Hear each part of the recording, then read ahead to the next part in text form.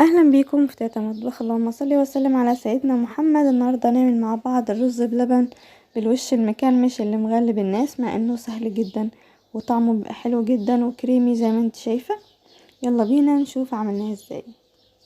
الاول قبل اي حاجه بحط معايا كوبايه رز اللي هي كوبايه الشاي دي.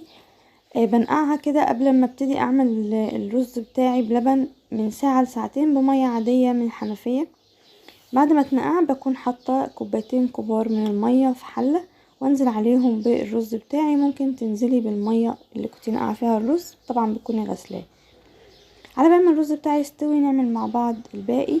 هنا معايا ده كيلو الا ربع لبن، هو كان كيلو بس طبعا لازم البوتاجاز ياخد حقه، وكيس فانيليا ومعلقتين كبار من النشا واربع معالق من السكر ومعلقه كبيره لبن بودر.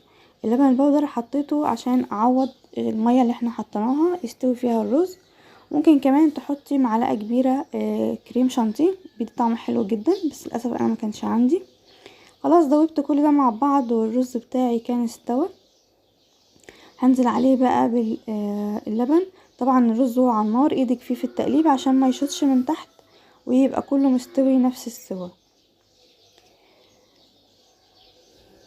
نزلت بقى باللبن اللي احنا حاطين في كل الحاجات. طبعا اللبن يكون ساقع عشان النشا ما يكتلش معاكي. طب لو اللبن سخن بدوب النشا في شوية مية بره وبعد كده بنزله على الخليط ده،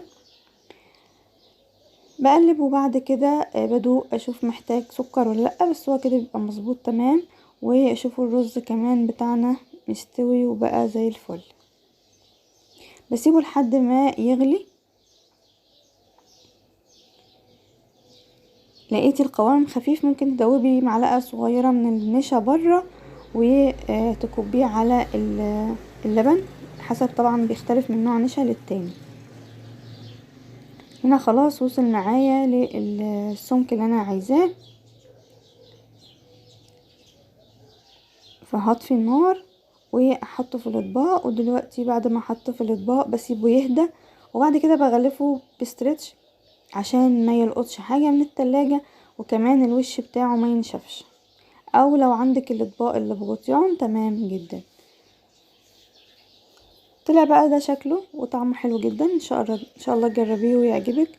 ومتنسيش تعملي لايك وشير وسبسكرايب وتفعلي الجرس عشان يوصلك كل جديد. باي.